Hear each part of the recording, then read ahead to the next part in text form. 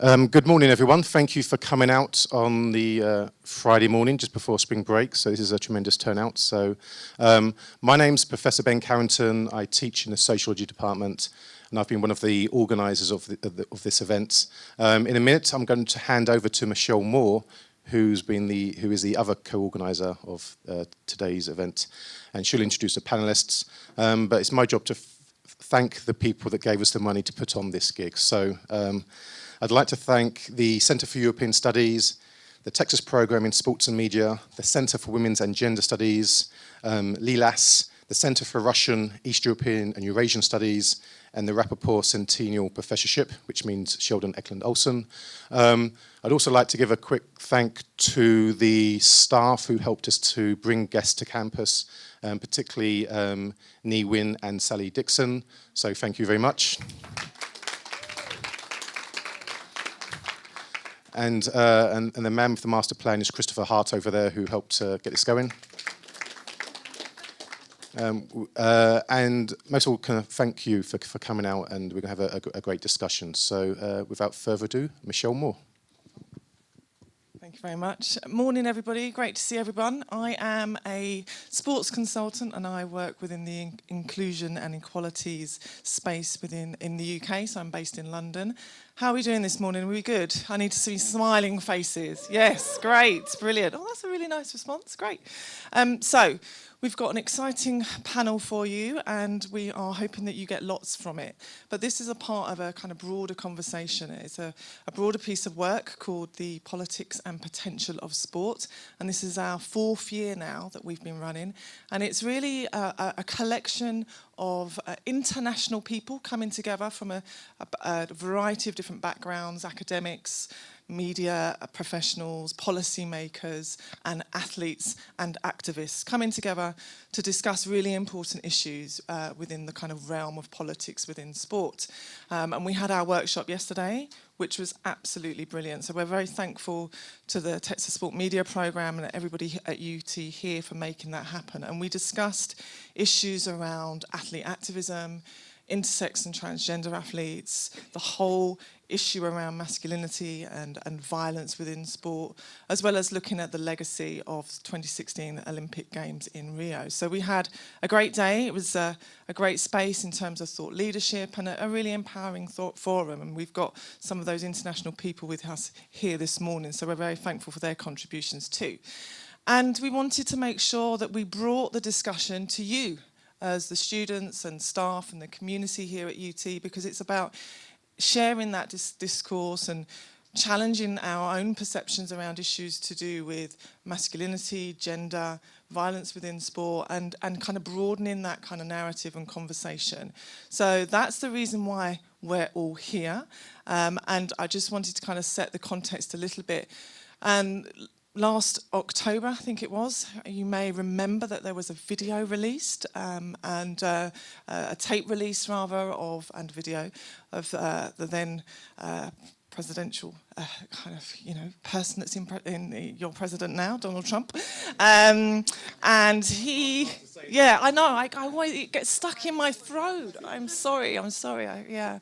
And there was, on a very serious note, it kind of really put a lens to the kind of misogynistic and sexist comments that were made in that footage, and as such, the kind of whole sport community, including lots of professional athletes, came out and were very much, in denial that this was actually, kind of came back and said this isn't acceptable locker room talk, and what it did is it created a big furore.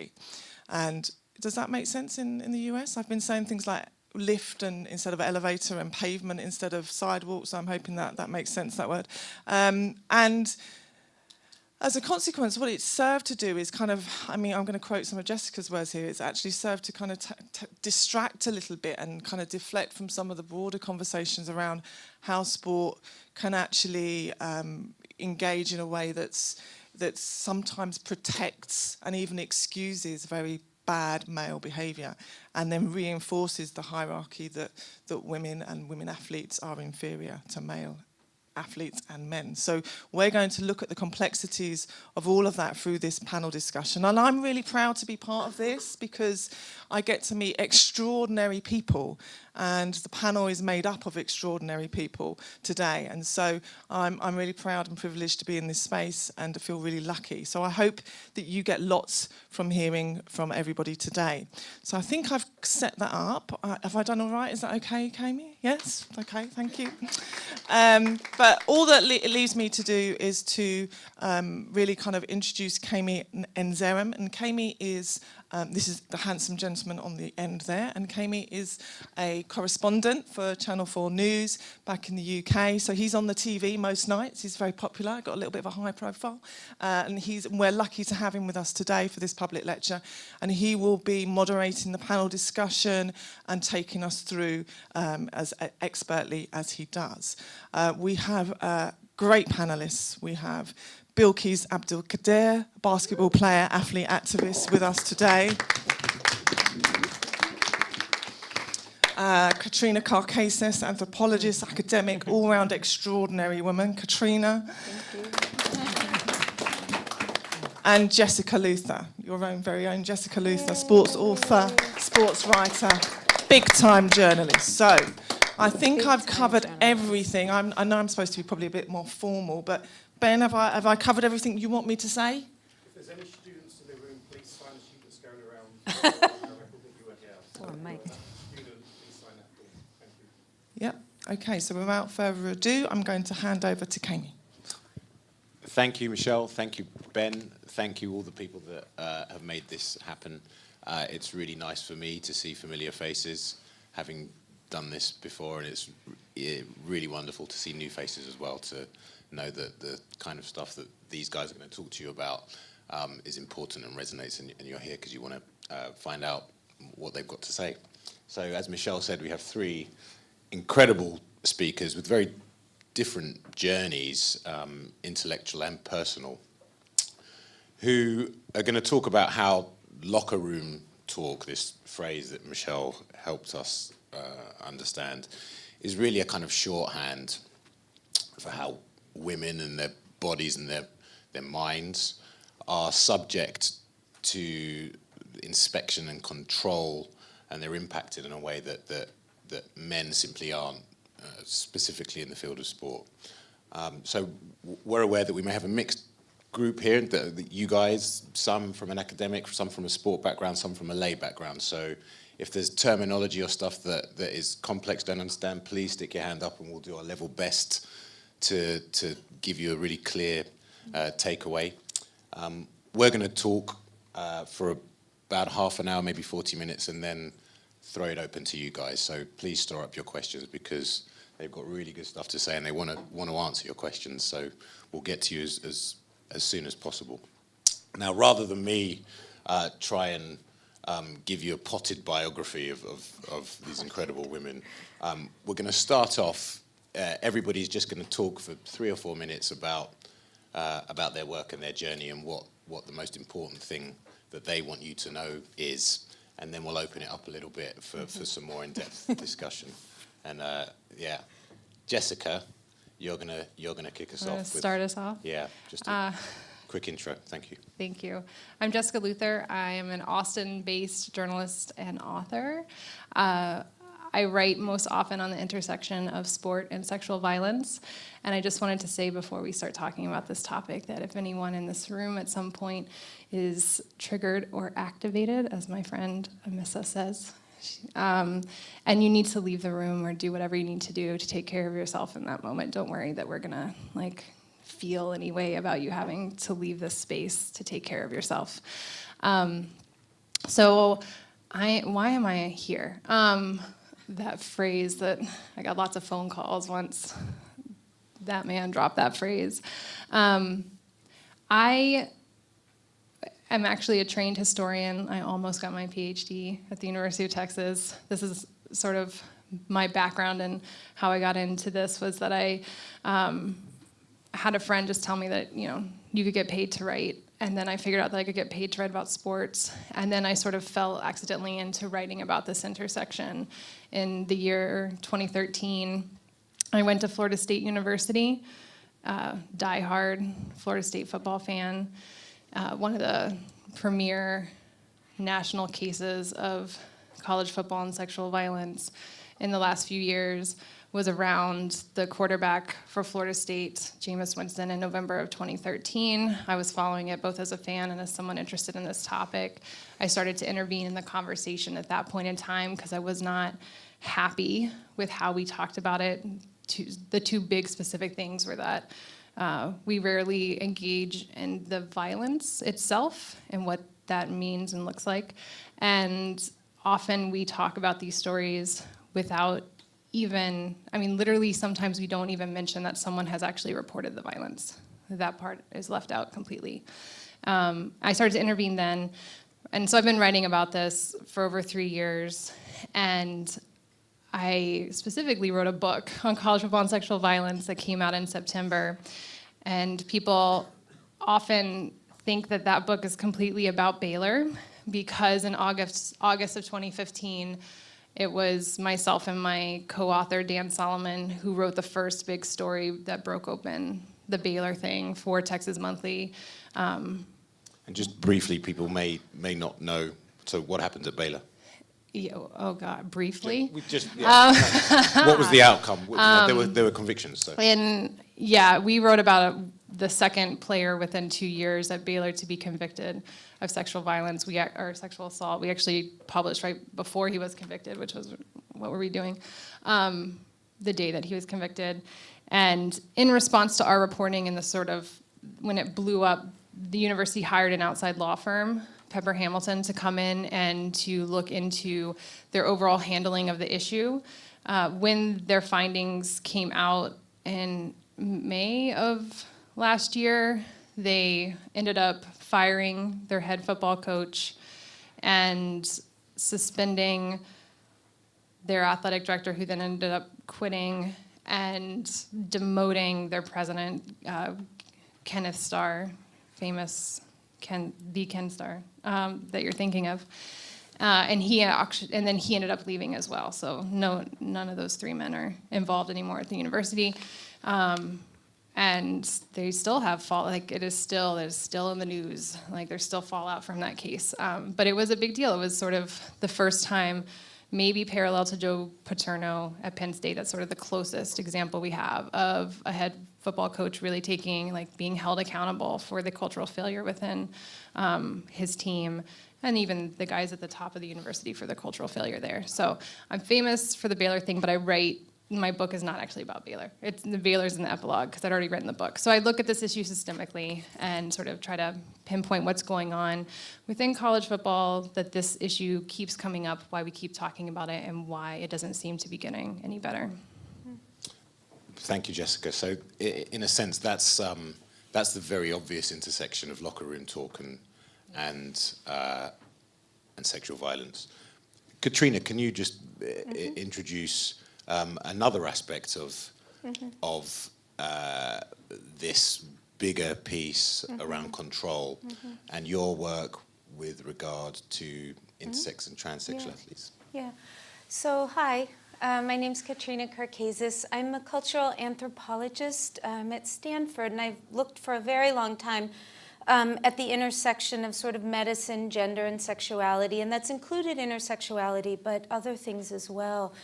And about 5 years ago, I got involved in a passion project that's probably been the most rewarding thing in my life, which was to try to fight a policy that works at the level of elite female athletes. And essentially what the policy says is that if you have naturally high testosterone as a woman, you can't compete unless you lower it. And that requires unnecessary medical interventions for women to continue to compete in the category they've always competed in. So really clearly it's not doping, it's not cheating, everyone agrees on that. And it's a policy that is really the latest iteration of sex testing policies that have been in place in elite sport for 70-odd years. And there's an extraordinary young athlete from India named Dudi Chand. I don't know if any of you know her. We brought her case to the Court of Arbitration for Sport. We won. This policy was suspended for 2 years. We will be going back. But in a really interesting and narrow-minded way, it's hinging on scientific evidence. And that's part of what's problematic here, because I approach this work from a justice perspective, from equity, inclusion, and human rights. And that actually wasn't quite what was on the table at CAS. It's considered a scientific question. The question is really, do higher levels of testosterone confer advantage, and if so, is that unfair? And what we'll talk about probably more is that I actually think that that's it's kind of a dog whistle concern that's not really the predominant concern among sports governing bodies, which is really about people who don't conform to specific ideas that folks have about normative biology, gender expression, and other things. So I've been working on that, and we'll see what the next chapter is. Oh, sorry, one last thing. So in the Rio Olympics, it was the first time since 1936 that, not for trans women, but for women who aren't trans, they could compete without any biological criterion, that they would have to show that they were actually a woman and compete in that category. So that's pretty extraordinary. Yeah, I hope it stays that way. Katrina, thank you. And we'll talk some more about definitions, just so people are absolutely clear what we're talking about. And also the very latest developments in the legal battles that Katrina's been involved in, and that we'll mention some athletes that I'm sure some of you are familiar with. Now, Bilqis, in terms of familiarity, she's someone I'm sure lots of you know and know her story. So she's going to talk a little bit about who she is and her journey. But I think first you'd like to show your film. Yeah. So if someone can hit the lights, and we're going to watch a short film, and then Bilqis will talk. That's my head in there.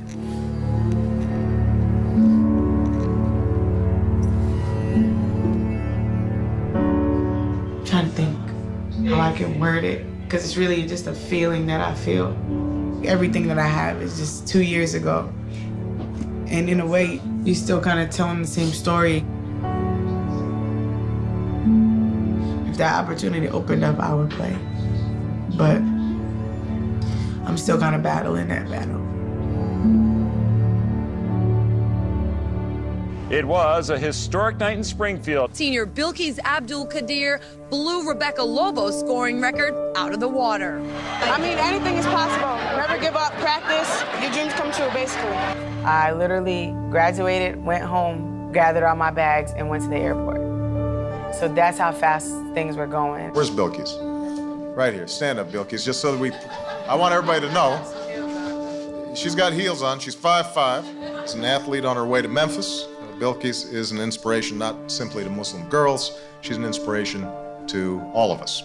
Bilqis Abdul-Qaadir has been invited to the Pro-Am Combines. These events give the top college seniors in the country a chance to be evaluated by foreign coaches. I wasn't ready for what was about to happen, you know, like I was just trying to play.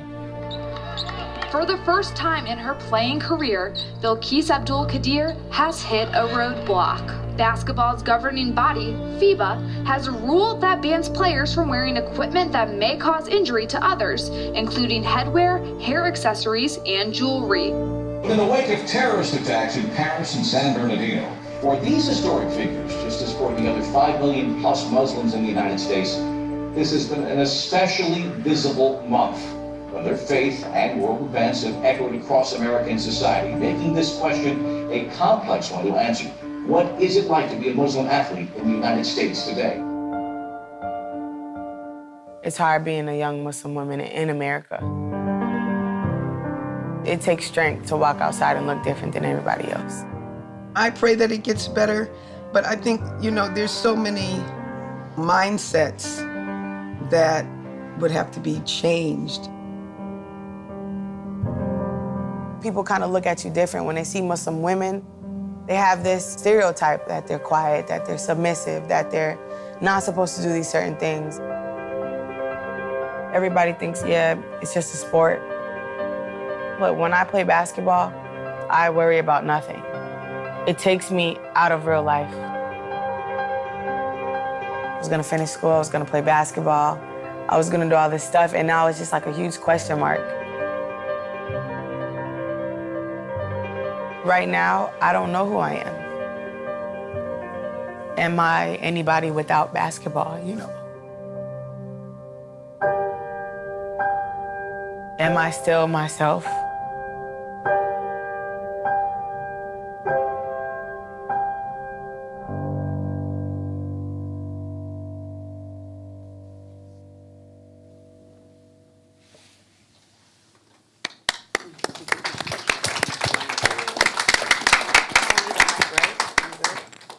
Thank you all. Again, my name is Bilqis Abdul-Qaadir. I am from Springfield, Mass.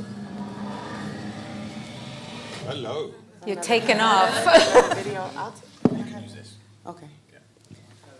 Thank you all again. My name is Bilqis Abdul-Qaadir. I was born and raised in Springfield, Massachusetts. I was also born a Muslim, raised a Muslim.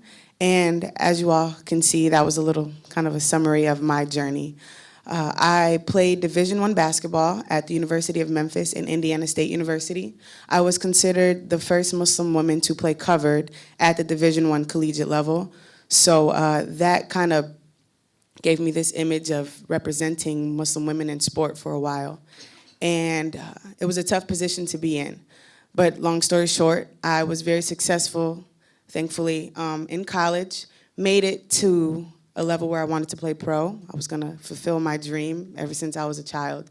And FIBA, which everybody's familiar with FIFA, I take it, right? FIBA is the basketball version of FIFA. And I got a call from my agent one day, and she basically says, there's a rule that bans me from wearing my hijab. So for me, that was like, oh, okay, no problem. Let's just tell him that I'm Muslim, and you know, I've been doing this for the past 7 years, and we can move on. And that wasn't the case. And so it's been 2.5 years since I found out about this rule, and I had to put down the game that I ever so loved, my first love, my passion. And it was a hard decision for me to make because for all of these years that I've played basketball, I was considered, you know, the Muslim basketball player, the hijabi hooper, whatever these people, they gave me these names. And once basketball was taken away, I was just considered a Muslim. So for me, there was a lot of times where I questioned my faith. I questioned wearing my hijab, and I thought about taking it off on multiple occasions. And that was, again, it was a roadblock. And I had to look at the bigger picture, and I had to think in an unselfish way and to understand that I had so many other eyes looking at me, you know, not even only Muslims, but women all over. I had a chance to take a stand. And for me, stepping into that role has been very difficult. I was telling the people I was working with yesterday at the workshop that I didn't even want to step into this role. I was a little apprehensive because it's tough to do, to take a stand. And again, to be a Muslim, again, to be African American, and then to be a woman at that. So as I learned about this FIBA, this process, it's been 2.5 years, I learned that the governing body are men. And when you bring into this locker room talk, you're not, from my perspective, it's a little different. But this just goes to show that men have a lot of say in sport. And for a group of men to tell me that my scarf is some way harmful to others, how can they say that? How can they tell me that? They never played with a scarf on, they're not a woman, and they probably aren't even good basketball players. So for me, becoming and stepping into that role of an athlete, activist, if you want to call it, I had to, I don't know, learn new things. Like yesterday at this workshop, I learned about race, gender, and how this all mixes up with sport. For me, I just wanted to shoot some hoops. But now I have to look at the broader perspective and look at the bigger picture and realize that, you know, the decision I made to continue to cover, to continue to be a Muslim, was bigger than just basketball. So for me, that was my story, and I hope that you know, you all could be inspired or motivated in some way, and to understand that my scarf doesn't change who I am. My scarf has nothing to do with me crossing somebody up and scoring a basket on the court. You know, it just happens to be who I am. Thank you. Thank you, Bilqis. So, as you brought up that topic and the very personal impact that this process has had on you, I think we should talk a little bit more about that.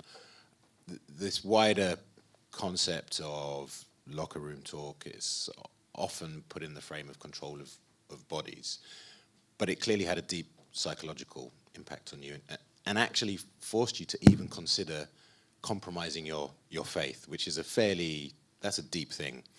So I'm interested in that conversation you had with yourself and what you went through and how you decided that you were going to stick to your principles rather than, as you say, just think, it's only a game, I'll take it off. As simple as it sounds to just take it off, it is simple. It's physically, I can just remove it. But it means so much more to me. And as I mentioned before, I was born a Muslim. And if anybody can attest, when you're raised in a certain faith, that's the only thing you know until you're tested. So for me, I realized that my first test, I guess, to test my faith was having to choose between my passion and my beliefs. So was I going to conform? Because essentially this locker room talk, or the man who runs our country right now, is trying to make a lot of us who are minorities do that. And at that time, of course, he wasn't in office, but again, it's all the same rhetoric, like, was I going to fit in to play? Was it worth it? And for me, I couldn't find myself fitting in. I never fit in. I was always different no matter where I was. Yeah, I was a basketball player on a basketball team, but whenever I walked on the court, everybody's like, why does she have all those clothes on? This is what it was. So for me, I had to go back and forth in my heart, and I realized that was the first time I needed God. I needed guidance, and there was nobody else that could help me. I remember feeling alone and feeling like, man, am I the only Muslim woman out there going through this? So it was a battle. And as women, that control that society has over us right now as far as body image, what social media wants us to look like. In a lot of ways, I struggled with that as a Muslim woman as well. And at that point, I felt like that was the pressure I had from FIBA. Look, if I took it off and looked like everybody else, I would be okay. And so for me, I think I discovered my faith in that struggle. And I think that was the beauty that I had to find to keep going. And just to provide a little bit of closure on that before we move on to some wider topics, where are we with the ban? Because it's actually a provisional ban and there's some confusion around it, and then there's another decision in May, right? Mm-hmm. So to clarify, to not even get too deep into the FIBA ban or rule that they have in place, they wanted to look and do research for the past 2 years to see if I could hurt, or anybody who had something for religious covering on their head, if they hurt anybody during play. I don't know what evidence they found because no Muslim woman played, so, or Jew or Sikh. Who Sikh men have to wear turbans. So nobody played. So nobody knows if we would have hurt somebody, because that essentially isn't even the reason why. But now what they did, they're going to propose this, I guess, a new piece of headgear that may be safe in May. So we're hoping that whatever evidence they do find, again, I don't know how they're finding it, will help in removing the ban. So May 2000, this year, we'll see if they'll lift it, and I'm hoping, I'm optimistic that they will, especially with Nike. I know everybody saw that, the hijab that they're going to make as sporty for Muslim women. And the fact is, there are other sports that don't have a prohibition. Football, for example. Soccer, sorry. Bilqis, thank you very much indeed for that, and we will be asking you about the former president and meeting him. Jessica. Yes. Back to this wider concept, locker room talk, and how it creates a space that legitimizes and allow acts of sexual violence to take place. Can you try and link that up, the thought piece with the specifics? How does language, how does behavior, kind of perceived behavior, actually lead to physical acts? And if you can refer to what you've discovered in the process of your work, that would be great. Sure. Well, I want to start by saying that this isn't just sport, right? And the thing I always say about this is it's very interesting, if you think about it, that Donald Trump did not say this is boardroom talk, which he could have very easily done, and it would have meant the same thing. He meant male-only spaces where men say horrible things about women, and that's just what men do, right? But he did choose locker room talk. His team did. Kellyanne Conway, probably. Because it was super effective. Like, there was a strategic choice here to use that phrase. And for as much pushback as it got, there was plenty of, well, yeah, isn't that what men in sports do and say about women? And it worked to a degree, right? I mean, shit, we elected him. And so I just want to start there by noting that this is a big concept that goes well beyond the idea of the locker room, right? The ubiquity of this issue. But, I mean, he was specifically talking about being a sexual predator of women, like of physically grabbing women against their consent. I mean, he was describing sexual assault in that tape. And the way that I think about this is that these things are on a spectrum, right? On one end is sort of the jokey talk, the demeaning talk about women, sort of placing them rhetorically in this inferior position to men as things to make fun of to joke about, violating their consents in their body. In the extreme other side of this is rape, right? And then there's a lot of stuff in between there. But I think of it as a spectrum, that these things are all linked up together. And one of the things that happens when someone chooses to violate someone else's consent is that they are seeing them as less than, right? They're dehumanizing them in some way, that they are not recognizing their full humanity and their ability to say no, and the fact that they should want them to say yes, and all those sorts of things. That work starts in the more innocuous spaces of talking about them in very demeaning ways, in dehumanizing ways, in ways that put them down and see them as less than. And when this happens in a space where no one steps up to criticize that, then that makes it okay, right? Like, one of the things, there's always huge discussions about rape jokes, like whether or not you should be doing this. And the thing that I always find very effective is the people who really like those jokes are rapists, because you're telling them that what they're doing is okay. Like, they're hearing you and they're thinking, oh, well, this is what people do, it's a joke, right? And so for me, that's the link for me, is thinking of this spectrum. And I guess the other thing I want to say about it is that we don't really, there is no like good definitive study that's saying like athletes are committing these crimes any more than any other population of men in this gendered violence, right? We ended up talking about it a lot more around athletes. We highlight it more because of our own identification with them and our investment in them as athletes and the team and winning.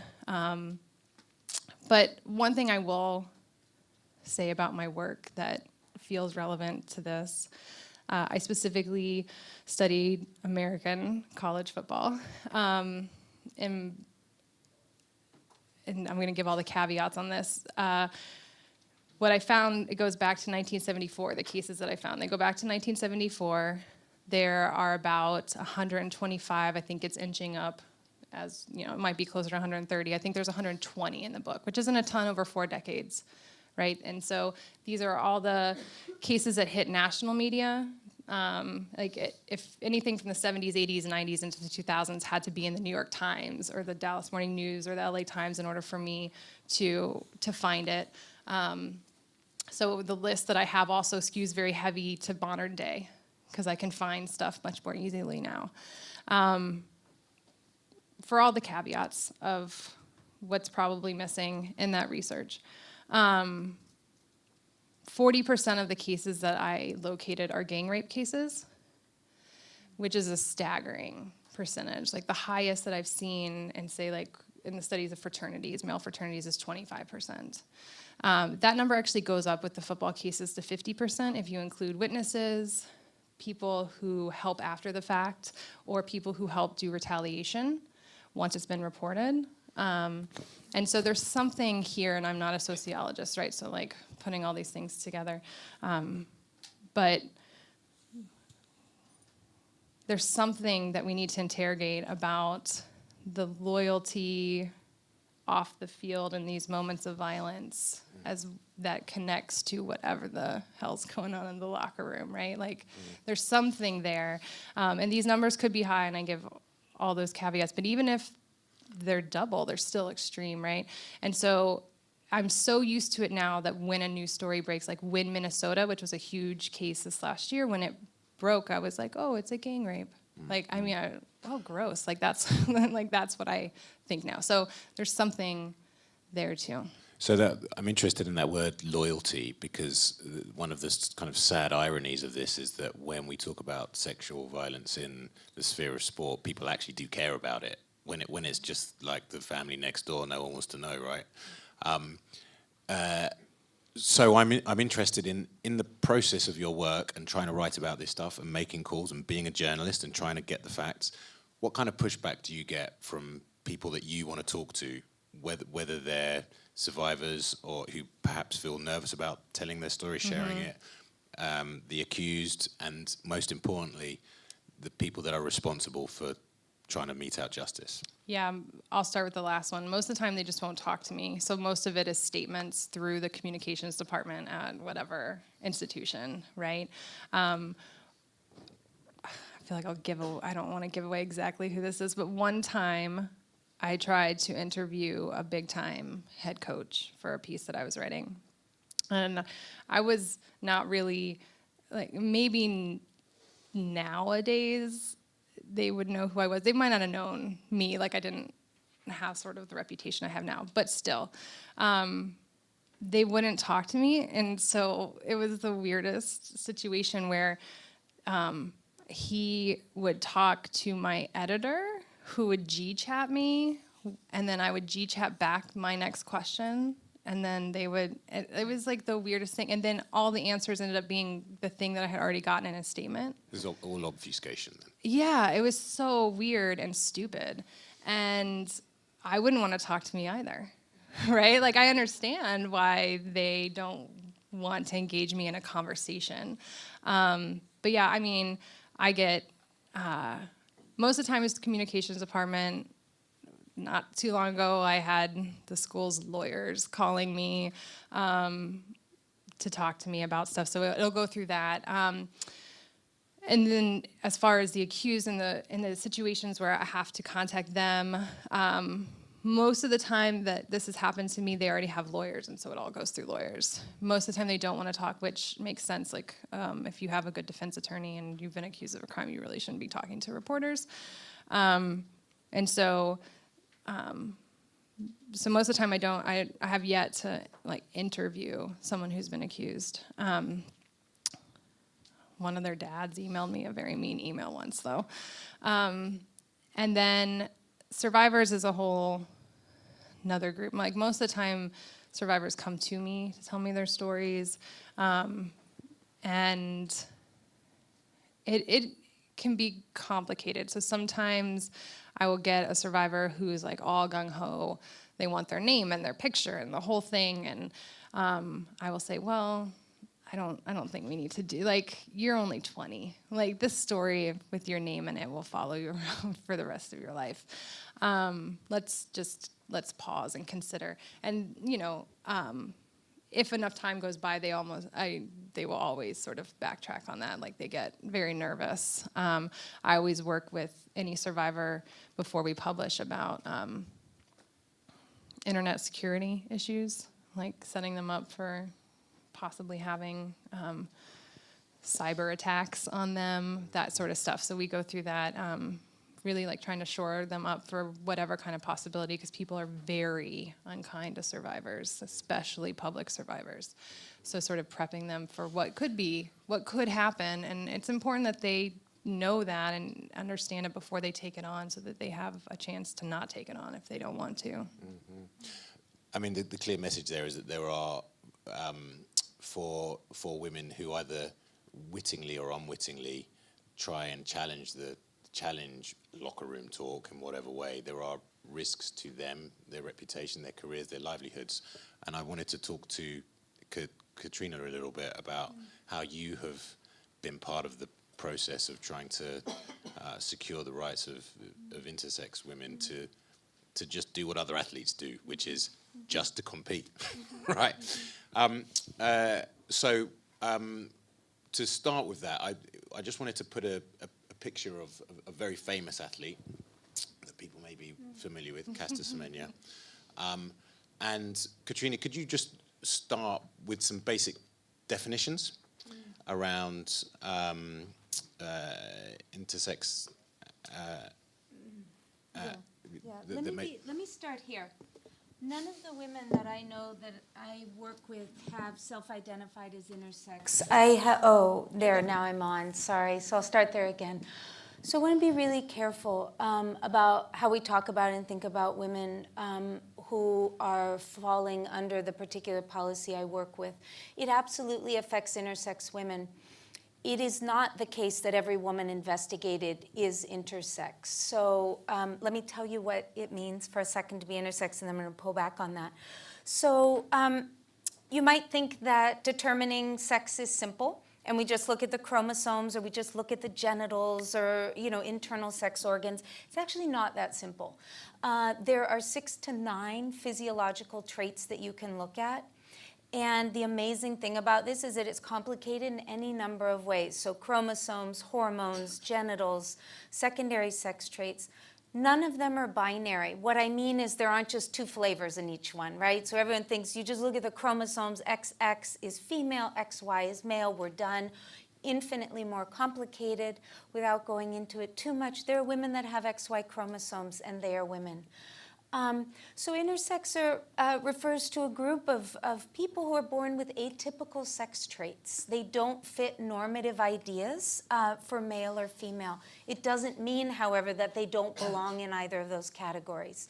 So there are plenty of intersex women who were assigned female at birth and have lived as women their whole lives, and there are others who identify as intersex. It's a very small portion. So the women I work with and know about and spoken about do not identify as intersex, and so we're already doing a violence or a harm in the media and otherwise to refer to them as intersex. Now that's not a jab at you, Keme, because I know you're careful, but I'm talking about more broader things that I see. So I want to kind of start from there because we've lost the human. And so I want to tell you really quickly an anecdote that I think speaks to this violence and dehumanization that makes these kinds of policies possible. I worked with a very well-meaning journalist from BuzzFeed who wanted to write profiles of all of the supposed intersex or otherwise sex atypical athletes over history that we knew about. And I said, don't do it. What is that going to give you? Right, regarding pointing at particular individuals that talking about the policy doesn't. And she went and did it. And I wrote back probably one of the strongest, weirdest emails I've ever, this is the beauty of aging, is you just sort of splay your stuff everywhere and you don't care anymore. So I wrote back, and I have a nice relationship with her, but I said, you're reporting hearsay about this woman's body. Her body, what kinds of organs she has, what her genitals look like, what her chromosomes are. And this was during the Olympics, and I said, you're better than this because I know you wouldn't do this around Simone Biles. You wouldn't talk about her genitals, right? You can't do it here. So there is some way in which journalists and others feel that they should have access to these women's bodies in their writing, right, and in the media. And so so this becomes really problematic. So let me pull back for a second and just say, one of the things that I think is really common across all of our work is who has power and who doesn't, and who has decision-making power and who doesn't. And it's really parallel, I think, between what Bilqis is going through and what the women I've worked with go through, which is that you have powerful sports governing bodies that are making policies that not only don't affect them, right? So these are populated by older white European men that don't affect the kind of women they know, right? And proximity is important here. So the policy that I work with, which again is around naturally higher testosterone levels, for a bunch of reasons I won't go into, is a policy that burdens Black and brown women from the global South exclusively. And they know this. They know all of the women that have been investigated. So in this power sort of question around power and policy-making process, part of what they're doing is we can even leave out questions of intentionality for a second, is creating policies that reflect their worldview, questions about what they feel is fair and unfair. So in their worldview, women who have naturally high testosterone have an unfair advantage. What that leaves out is all of the ways in which white women from the global north are advantaged in ways that we don't deem being unfair. And by that I mean social advantage, economic advantage, access to nutrition, food, etc. I'm going to stop because I can already feel my soapbox like growing. I'm almost at the ceiling. But I want to just say one thing.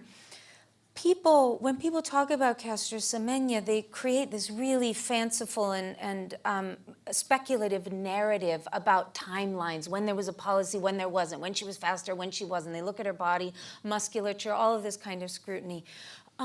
What no one ever talks about is that when Caster Semenya got a first quick spurt of improvement in her race time, she went to a training facility where for the first time she had access to excellent training. It just brings me to tears. And 3 meals a day, okay? So we all know, I'm sure there's many athletes, I'm not an athlete, right? These things matter. And the fact that she didn't have that wasn't deemed unfair to her, right? And so let me stop because I'll keep going, but I think there's a lot to unpack when we hear particular arguments. So one more thing, this question of unfair advantage is very much to me like the kinds of arguments being marshaled in Bilqis's example where harm from a piece of fabric, right? They're not, right? These aren't people that know Muslim women, right? Right, and have an understanding. And so there's an imagination and imaginary going on about who needs protection. So this would probably be a very good time to take down the picture of Caster Semenya and go back to the slate. But one of the words you did mention was timelines, and there is a really important timeline that I'd like you to just explain to people.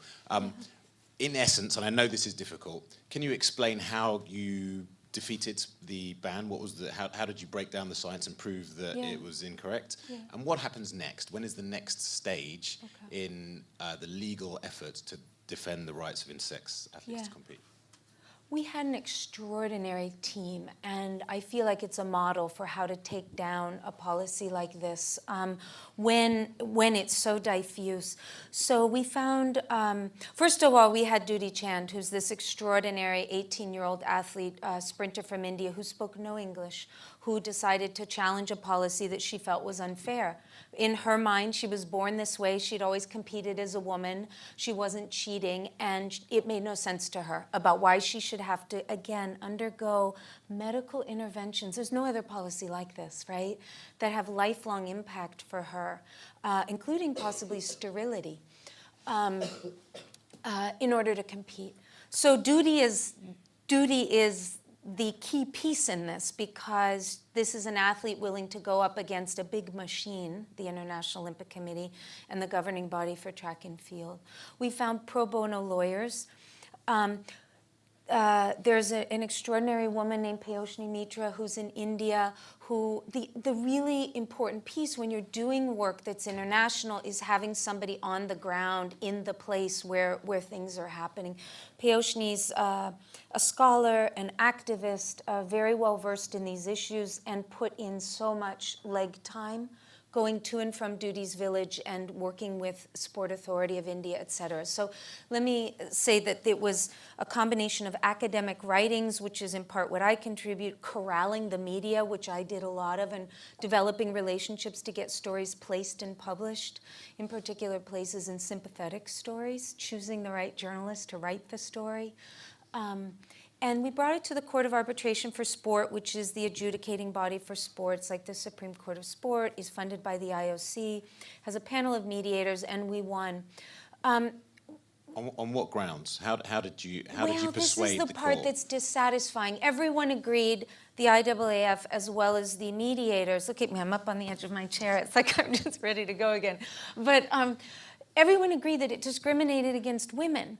So already at our base, like we agree at that. That's problematic already to me. It came down to a question of science. And so this was viewed, everything else got bracketed off. Questions about privacy, questions about medical harm, questions about, well, those are a couple of the primary ones. But also in the way that Bilqis talked about, to lose your career as an athlete is extraordinary. And for anyone that cares and is interested in Caster Semenya, there's a wonderful documentary made about her in the 11 months she couldn't race called Too Fast to Be a Woman that I think really shows the toll of what it means to lose your career and to lose your purpose, right? So it came down to a scientific question, do these women have male typical advantage? That is the point. It's not any advantage. We can't measure any advantage. Sport is too complicated. Bodies are too complicated. These women don't have male typical advantage. So very graciously, the Court of Arbitration for Sport said, hey, you got 2 years to go find evidence for a policy that 4 years ago you said you had evidence for. So this is quite generous. So they need to come back now before July 27th with evidence that women with naturally high testosterone have male typical advantage over their peers. They won't be able to. How do we know this? We only have to look at race times. If they were 10% or so faster than their peers, they would be running male typical times, and they're not. And one of the things that resonated with me is that when you look at the physiology of elite athletes, often they are outliers for one of many different reasons. Simone Biles is tiny. It means she's incredibly able to generate that centrifugal force. Right. Usain Bolt is, well, you know, we don't need to. So to suggest that testosterone is the sole marker that dictates whether you race as a male or a female is simply untrue. Right. Katrina, thank you very much. That was absolutely fascinating. Bilqis, we're going to come to questions in a moment, but first of all, how many times did you meet the former president? You have to count them now. I think 4 times. 4. Am I on the mic? Yeah. There you are now. Yay. So tell us about it. Tell us what it was like. So one, President Obama didn't even, well, can I call him that anymore? Yes, he's you always president. He was the most laid back man, humble man that I've kind of ever met who had that type of power running the United States of America. So the first time I was able to meet him was in 2009. It was my freshman year of college, but I wasn't playing. I tore my ACL. And I don't know if you remember from the video, I broke Rebecca Lobo's scoring record in Massachusetts. Does anybody know who Rebecca Lobo is? Yes. Okay, awesome. So yeah, I broke that record, and I think whoever the religious liaison at the White House at the time they found out about my story. And anyway, my mother gets a letter in the mail, and she calls me. She's like, this letter is from the White House. And I'm like, okay, just throw it away. It's probably one of those seasoned greetings, type of letters that we all get. And she said, no, this one looks a little fancy. There's gold on it. And I'm like, okay. So she wanted permission to open it. I'm like, go ahead, open it. So we're on the phone, and she's out here just messing with the paper. And she's like, it says that you need to RSVP to a dinner. And I'm like, I call her Umi. That means mom in Arabic. And I'm like, Umi, it's just probably fake, you know, throw it away, like, no. And she said, no, please call this number. So I'm like, all right. I called it, and immediately they asked for my name, and I was like, Bilqis. And they said, they asked for like my last 4 digits of my social. And I'm like, oh, okay. And I was like, all right, I gave it to him. I probably shouldn't have, but she's like, yep, you're on the list to come to the Ramadan feast dinner. And I'm like, no way. So literally, we made accommodations. 2 days later, I'm at the White House, and we ate dinner in the dining room of the White House. And as they were assigning us to our tables, literally cards like this, a little smaller, the lady goes, you have the best seat in the house. And I'm like, what does that even mean? And so she brings me to my seat, and it's my name, and then there's Mr. President right next to me. And I'm like, this is no way. So in the video, when he called me up, I wasn't even expecting him to kind of talk about me in his welcoming speech. And that's when he was like, Bilqis, where are you? And I was like, I'm here. But it was awesome. And the last time I went, it was for the Easter egg roll, and the egg roll event, and we were playing basketball in his court. And did you school him? I did. So I had to. The first time I met him, he challenged me to a game of one-on-one. So that was 5 years prior to the Easter egg roll. I completely thought he forgot. He remembered who I was. I was thankful for that. And he goes, remember you were talking all that smack? And I just died laughing like, this man is so chill. So we ended up playing a shooting game, and I won. And he gave me my props. So I walked away. Aren't you meant to let the president win? Man, I'm too competitive. I couldn't take it too easy on him. And you also got to speak as part of a panel of Muslim leaders, right? Yes. So that was the second time I was invited, and select few Muslim Americans were invited to the White House. It was only 15 of us. So I was in a room full of really great individuals, doctors, lawyers, business owners, and then here I am, athlete. And I'm like, I don't think I belong here. But I'm glad I was there because my voice did mean a lot, especially to him, and especially during the climate at that time that the meeting was being held. What did you say? I blacked out, but when I walked in, it was like a roundtable discussion, and I got nervous because everybody there had typed letters or like notes written to him, and I come in with like this crumpled up piece of notebook paper, and it had a few words, and I'm like, okay, so everybody's addressing him and like, Mr. President, I thank you for, and I'm just like, oh, this is not gonna be me in 2 minutes. So I was able to, express to him that the situation I was in with FIBA, and just wanted to let pretty much everybody at the table know I don't want other young Muslim women to go through what I went through and having to give up their passion because of a simple head covering or what I believe in. And I said, I'm hoping to raise awareness for Muslim women in sport, Muslim women in general. And he took that to heart. He has 2 daughters of his own, and he acknowledged it. And again, he challenged me at that moment right after I spoke. He looked under the table and says, oh, you have sneakers on today? And I was like, I have on flats. He said, I'll take you in those. So he's always ready. I don't know what it is. But I'm glad my voice meant something, especially just being in a room, just sitting there as an athlete. You don't realize how much you mean. And so I learned that day that, shooting hoops means a lot more than that. And I promise the floor will be yours in a second, but I just have one more question for Bilqis.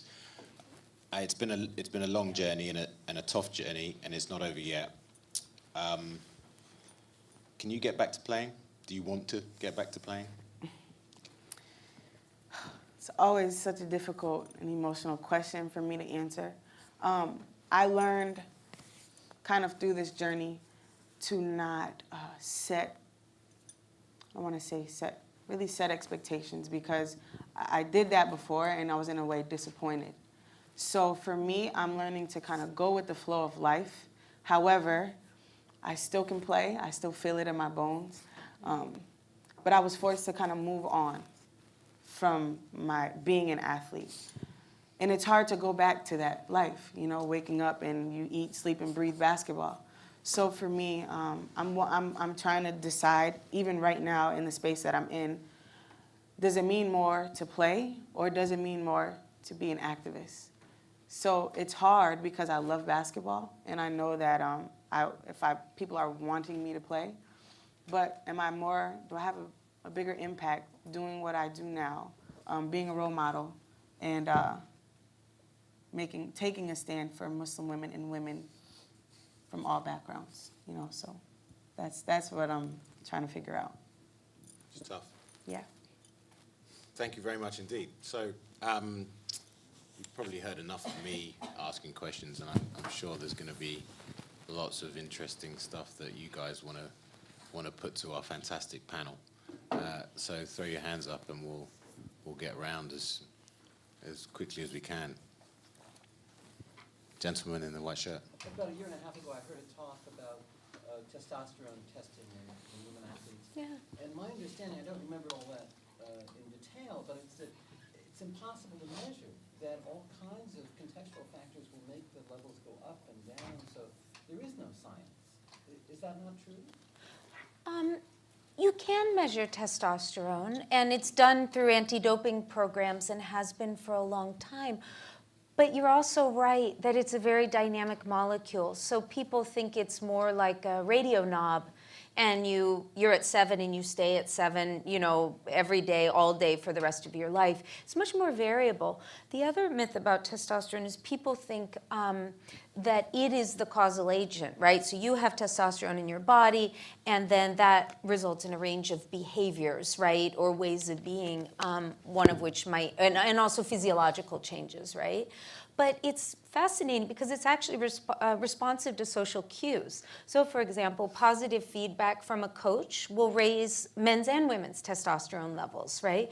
So you absolutely can't measure it once, that's for certain. You have to measure it, and then there's a lot of complexity around measurement. So you're right, yeah. And then it natural ranges. Absolutely. Absolutely. And male and female levels overlap, which is the real big problem with the policy, because they assume that there's what they call a huge no man's land between men's and women's testosterone levels, and that's actually not the case. But it's an argument that's necessary to place the policy on that kind of argumentation.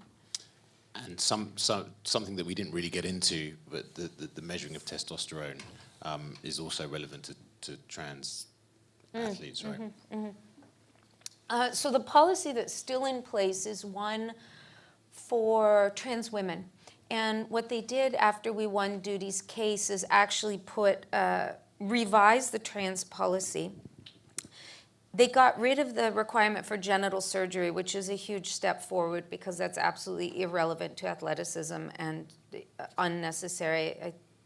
So that's gone. There is a piece around gender identification. So there are some policies out in the world and in the country and at schools where it's gender identification only. In other words, you identify as a woman, you play as a woman. The Olympic policy is not, it's more restrictive than that, and it requires the same testosterone threshold that the policy I worked on, which is called the hyperandrogenism policy, has. So trans women must still be below a particular testosterone threshold, but same as with the policy I worked on, there's no evidence as to why that level is the meaningful level. It's arbitrary, and they've acknowledged it's arbitrary. So that's, yeah. So important distinctions. Does that help you, sir? Yeah? Guy in the nice shirt. And if you guys can just say who you are and what you do before you ask your question. So my name's Adam Blumeyer. I'm a journalism student here. And so Bilqis, I wanted to ask you, before you started facing all the challenges of not being able to play, what did you imagine that life after being a basketball player would look like? Great question. To be honest, I never truly thought about it. When you're an athlete, you're very narrow-minded. I can say that I knew that basketball wasn't going to last forever, as I got injured my freshman year in college. However, I had all of these different thoughts of career options, and I was going to go into physical therapy, and there was all these different things. But to truly, we never think about it, and I can ask my teammates, my former teammates. We don't think about it until it happens. So in a way, I was grateful that I wasn't able to play. Like I said, it was like my initial life test, and I had to make split decisions, and maybe that was the best thing for me, you know? I can't imagine where I would be right now, even if this rule wasn't in place and I just wasn't playing basketball anymore. I can't imagine what would happen. So I truly believe everything happens for a reason, like the divine intervention, because I wouldn't have known.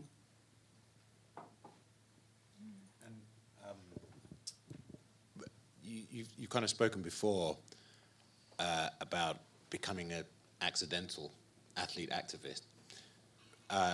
So how has that been for you, kind of realizing in a sense that you have both a burden but an opportunity as well at the same time? It's a great way to put it, a burden and an opportunity. I'll speak on the burden first. A burden in a way because you are a representation of a large group of people. And it's not always easy being in the media. It's not always easy having to do interviews or, engagements like this, because as an athlete, I wanted to just play basketball. I wanted to just practice, be on the court. However, an opportunity because, like I said before, I'm able to take a stance. And I think it takes a certain type of person to challenge the norm. Mm-hmm. And regardless of the negative backlash that I have gotten in the past, as far as maybe trolls on social media, as we call them, under like videos or pictures, it's a hard pill to swallow sometimes, but it tests your strength. And I've found a new inner strength going through this transition into this new role as an activist. And it's hard being somebody's role model or somebody's a person that somebody looks up to, because you can't make too many mistakes. And in a positive way, it keeps me on my toes, but it can be a burden because we're human, and to balance being a Muslim, a woman, and again, an African American right now in this climate, man, you may want to react to a negative comment in a way where you can't. And I've experienced that actually with my youth basketball team. We play in a Christian-based league, and the ref comes to the middle. We say a prayer before the game. The ref takes it upon himself to kind of evangelize in a way and tell us, and looks at me and my girls and says, if you don't believe that, Jesus is the Lord and Savior, then you don't belong here. Mm. Oh, no. And I looked at him, and I was just like, I'm sorry, you see two different, there was a Christian team, and then my girls all have hijab on. They're so cute, just, 11 years old, and you're talking about sin, and you're telling us because we don't believe in this, we shouldn't even essentially be on this court. And I was just like, at that moment, I wanted to cuss him out, but I had to hold all that in and handle it in take the high road. Sometimes you don't want to take the high road because people like that deserve to get like karate chopped in the throat. Like that's how I felt. But and there was nobody that came to my defense at that moment. And these little girls, it was just like blew my mind. But with that, it's difficult at times. Can I say something really quickly? Like, I'm so struck listening to you guys. Like, I talk about the topic that I talk about all the time. And so talking about this with you guys, the thing that I keep thinking, listening to the two of you, is what is it that we are protecting here? I just keep thinking, like, what the hell is basketball that you are so threatening to it? And, like, who are we protecting it from? Because, like, the three of us sitting here, we're talking about, like, they're protecting sport from rape victims who come forward, from women that have high levels of testosterone, and a woman who wears a scarf on her head. Like, there are moments when I do this work where I'm like, this is so ridiculous. I was going to curse right there, and I held it in. But I'm just like, I don't know. I'm just so struck in this moment of thinking, like, what is it that we are so,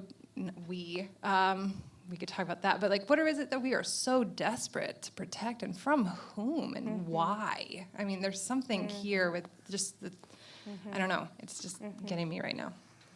There's a hand. Hi. Hello, my name is Bailey.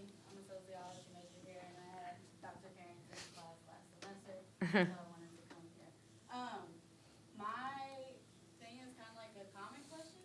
Like, Please. So, to Ms. Jessica's point, like earlier, Ms. Katrina had said that, you know, we're looking at the over advantages of some groups and not necessarily like how can it be of advantage to them, and not necessarily looking at how other groups are advantaged in other ways. And I think it's also important to look at what, because you said the global south, right? So what advantages do they have that the global north white women may not get with the testosterone difference? So then my question from that, like looking at it not in a perspective of what advantages are they trying to take away from these people, but what disadvantages are they trying to prevent white people from having? That way that white privilege stays, you know, at the kind of high bar that it's at. And my question going with that is the arbitrary level, has anyone compared that to the like average level of testosterone for white athletes? Because it would be interesting to see if it's right at the cusp where the average white woman runner has this level and this is just over it. So you can't be just that much better than the average white female runner. Yeah, okay, so there's no racial differences in testosterone. I'm writing a book on testosterone now, so we're going to try to knock out a whole bunch of myths around it. One of them, testosterone becomes very highly racialized in very particular ways that are important. But there are no racial differences, and there are assumed to be many, right? So I hope that answers that.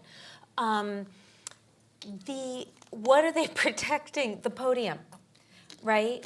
And so one of the things that happened at Rio is the race that Caster Semenya was in.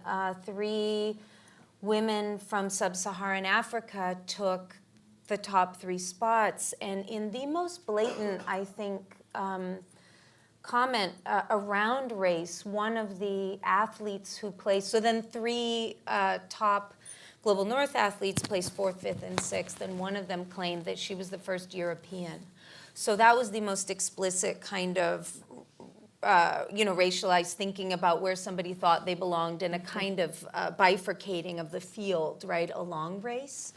So I think that's what's being protected, and very quickly we saw a different kind of interest in and targeting around these policies when athletes from sub-Saharan Africa, and particularly Eastern Africa, started excelling in, because I talk a lot about track and field because track and field is where a lot of the rubber meets the road around this policy. So when those athletes started medaling, and it was no longer white athletes, and then the reentry of South Africa, post-apartheid back into elite competition sport is all very important around, it's all very deeply connected with some of these policies. And just to take a wider view again, if anyone's under any illusions, which I'm sure none of you are, that the work that Katrina does doesn't speak to the control of women's bodies and ultimately potential and real acts of violence. Perhaps, Katrina, you could talk a little bit about some of the medical interventions that were done by the IAAF in the search for evidence. Yeah. One of the, there was an unexpected article that got published that should have never been published about what happened to 4 women who were investigated under this policy. And it was bad because it violated their privacy. It didn't name them, but it gave a lot of details about these women. And even the IAAF was horrified that it was published. They didn't know. And so it's the doctors that they send these women to be evaluated. There are no evaluation centers in the Global South, by the way, right? So they're all getting sent to these other institutions. So they were in Nice, France. And it was 4 women. So there's another way in which race is coded for women from rural and mountainous regions of developing countries. So this is how they describe them. And what happened to them... Amateur athletes. Not amateur, they were elite. They were 18 to 21 though, so very young, right, early in their careers. And in part caught through doping screens. So when we talk about it not being a mandatory policy, it actually is, because the doping screen serves as the way of making it mandatory, because any elite athlete will undergo doping screens. So they use that to find women, particular women. So these women underwent surgery to lower their testosterone, which is irreversible, and the authors of the paper were very clear it was medically unnecessary. So these kinds of surgeries mess with the endocrine system, but they also put women at lifelong risk for all kinds of health problems, including osteoporosis. So women need testosterone.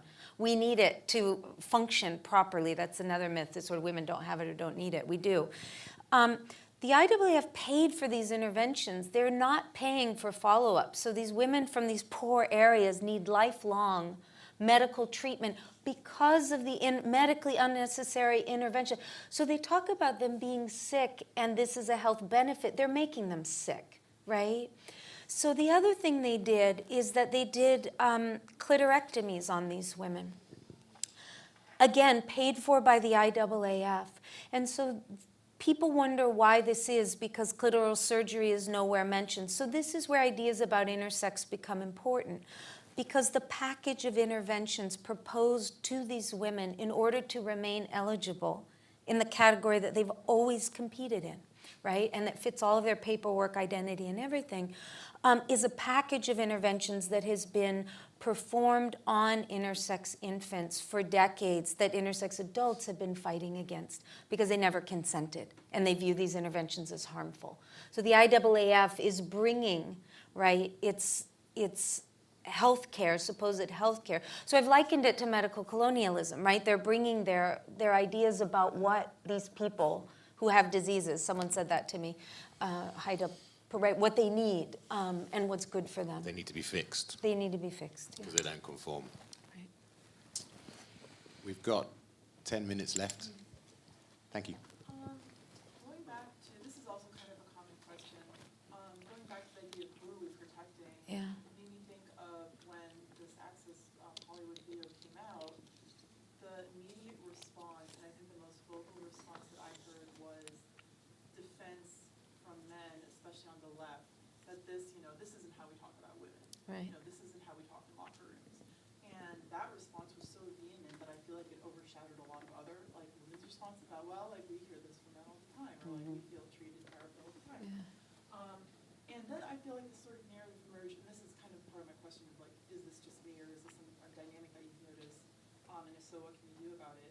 There's a narrative as if sexual assault and sexual violence takes place more among conservative men than among liberal men, and that liberal men are these enlightened people who, these enlightened people who, because they're more aware of women's issues, kind of don't do this. And I think that that's obviously a ludicrous, simple explanation. But because I just remember there were only two men that I knew in my life who were willing to admit that this is a way that sometimes there is dialogue among men, whether it's in a locker room or wherever else. And so that whole dynamic, it seemed like it really troubled me when it came out, and then it kind of just disappeared into nothing. And so I'm just curious what you think. Jessica, yeah, men really talk like that. Are you asking me if they do? Well, it's a rhetorical question. But I mean, I guess to that point, and how do you change it? What's the point of challenge? If men talk like that, then hey, get used to it. Yeah. Yeah. I mean, I think first and foremost, men need to change it. I mean, women are up screaming about this all the time. I think, if you're a man with a bunch of men and a rape joke is told, you should ask why that's funny. I mean, that's going to be a way bigger intervention than when I do it, right? I'm just a shrill feminist. So that's a big, yay, shrill feminists. So I do think that's part of it, men taking the lead on intervening with men in particular. Yeah, this sort of defensiveness, the not all men kind of response, where it becomes about whether or not I'm a man who would do that. You know, that's such useless. God, it's not about you. Like if you literally aren't out assaulting people, this is not about you, right? But like this is the struggle with this, because if you take any amount of time to look into issues of gendered violence, it becomes very clear about who's perpetrating it, right? Like one thing we don't do enough of is talk about who's, you know, the range of victims. We have a very sort of narrow way that we talk about victims. We imagine them as white cisgendered women most of the time, which of course is not true. But we do know that it's mainly cis men perpetrating this kind of gendered violence, right? And yeah, like the idea that where you fall on a political spectrum indicates whether or not you're more likely is garbage. And we know this because survivors tell us this all the time. Like the range of people in their lives who have perpetrated this kind of violence or harassment against them is wide-ranging.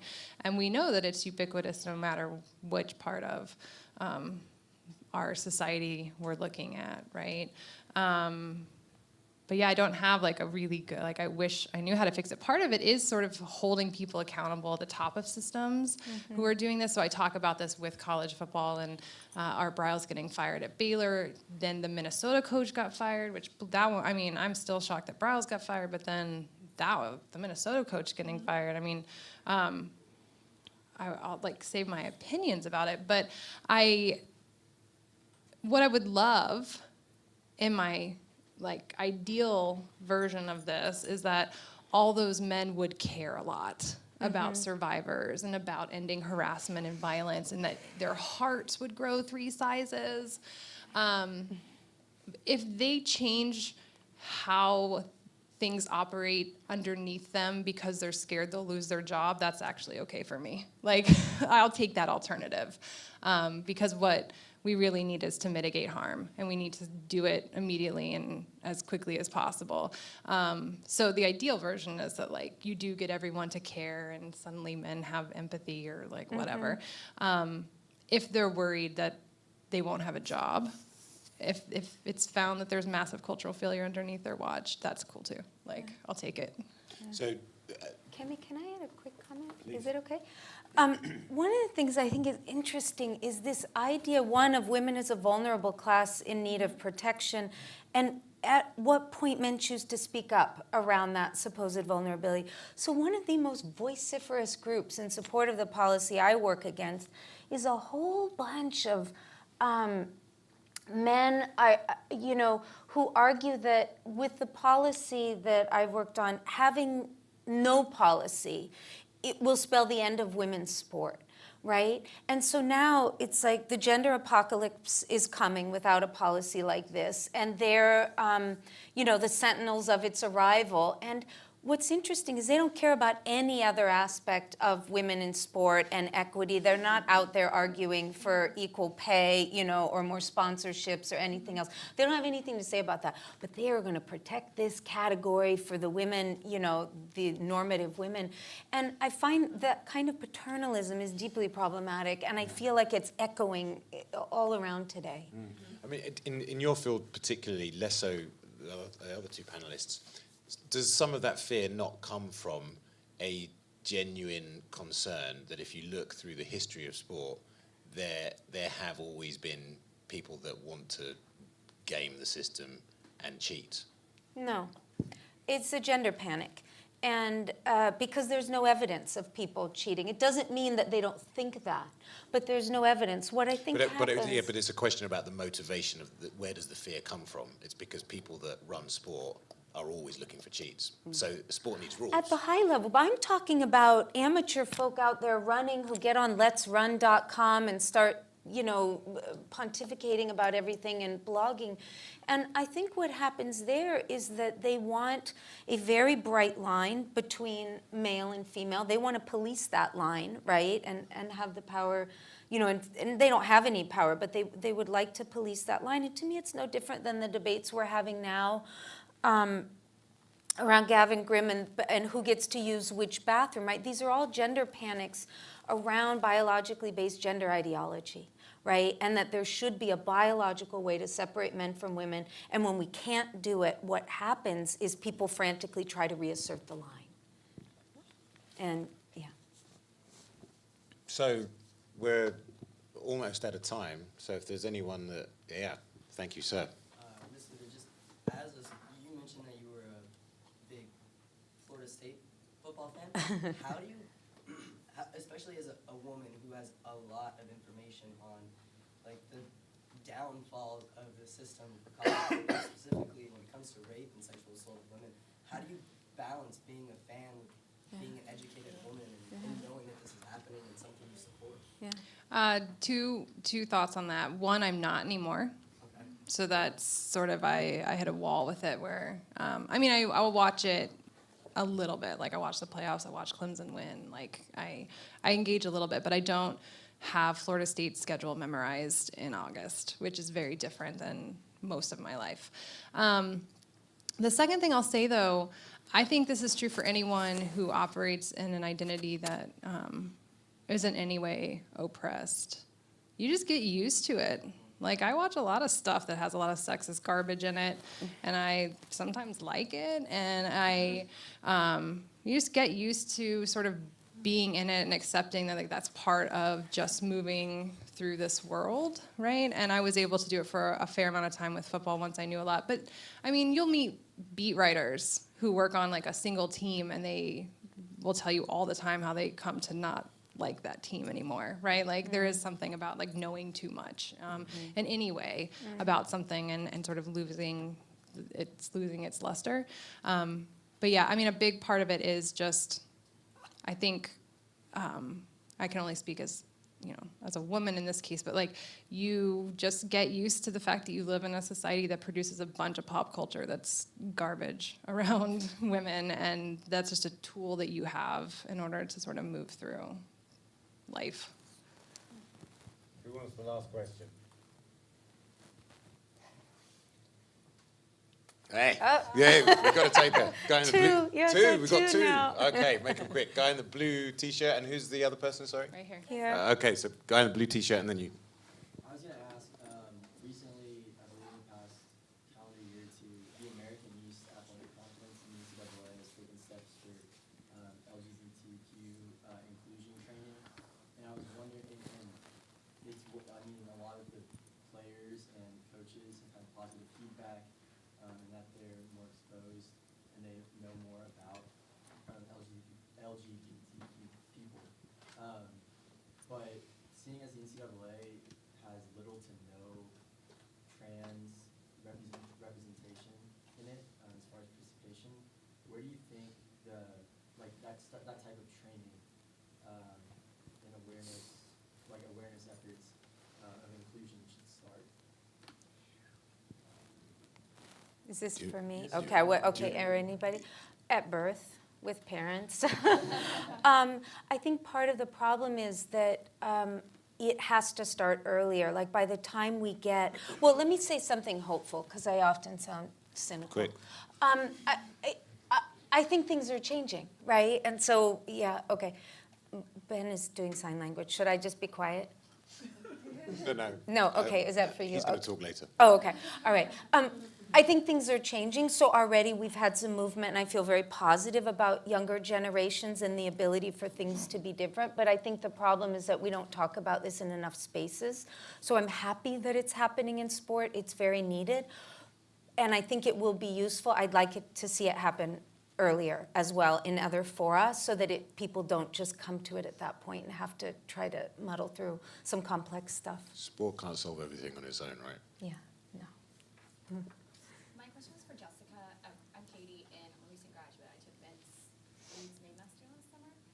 And you said you looked into a lot of different cases and wrote about different topics that happen within college sport. And I know last year there was a lot of talk on I believe it was the Stanford swimmer, who is a rapist, and from what a lot of people think, was let off easy because, and I was wondering if is that because of the intersection of the gender, masculinity, violence, and the the locker room talk, saying, oh, well, he had this, and this going for him. He's fine, just 6 months and he's good to go. Like, did you look into that case and what do you think this is a result of what happened with him at the end? So the questions about the Stanford swimmer case and him getting, I think he got 6 months and served 2 or something like that. I mean, there's a complicated discussion to be had about the criminal justice system and its relationship to sexual violence and how it handles it. And the short version is it's not good at it. And so it was interesting because a lot of people were very upset about his lenient sentence, which, we only have so many ways to get justice in these cases, right? And so it felt like it was an injustice. A lot of sexual assault advocates that I know were like, well, shit, he got convicted. I mean, like, that's pretty rare. Like, how we feel about the sentence is a whole other thing, but they're like, at least that dude's going to jail at all. And so, I mean, it does, it's hard to say whether or not it felt like because he was an athlete, there was something going on with sort of how he was perceived within the courtroom, right? And how he was painted in that space and how the judge responded to that. So I do think those things are at play. There's a reason that when he got written up, the case was written about, they always mention like how quickly he swims laps or whatever, right? Like that's just part of an important way to understand this rapist is like how quickly he swims. He's called the Stanford swimmer. I mean, that to me, semantics is everything there, right? Yeah. Yeah. Yeah. Not the Stanford rapist, not how we identify former him. Stanford student, whatever it is, right? Yeah. And so, and I will say, and I've talked about this in her letter that she wrote, and I actually wrote about this. She specifically mentions how the first time that she read about her rape was in the media because she didn't remember a lot of it, as it goes, right? And so she's reading about it. She knows it's her. And then the next sentence is about him as an athlete. And she writes about how damaging that was, like how harmful that was to take in. And this feeling of like, why do we hold this up as something that we should be celebrating even in this moment, right? Thank you, panel. I just wanted to let Bilqis have the very last word. And apropos of something you said, you're not a fan anymore. And that's how you kind of have dealt with these conflicting movements and change in your approach to your work. After your journey, you still a basketball fan? See if my mic, yep, it works. It's good. I will forever be a basketball fan. It's something that runs through my veins. If I can be around it, I'll always be around it. I'm still attached to it now. So I'm not going to let a sports governing body take away my love, or my passion. They did physically, but, internally, no. Well, with that, I'd like to thank the fantastic team here for guiding us through some really, really interesting topics. And also hand over to Prof. One final thing before we go. Thank you all for turning out. I know it's spring break. Half the university, I think, left on Wednesday, so the fact that you're still here on a Friday morning, we deeply appreciate that. But given the quality of the presentations, the importance of the topic, I think you all agree that it was more than worth your time and energy to be a part of this, and the compassion, the insight, it was just fantastic. So another round of applause again for the people. And for Keme as well for the moderating. One final thing, this event takes lots of time, lots of planning, lots of money, but it would not happen without two people in particular. Sally, can you please stand up? And also Nee. And as a small sign of our appreciation, if you can come forward, we have some flowers and some cards for you. So from all of us involved in the workshop and for everyone that came today, we'd like to thank both of you very much for your hard work and dedication. So thank you.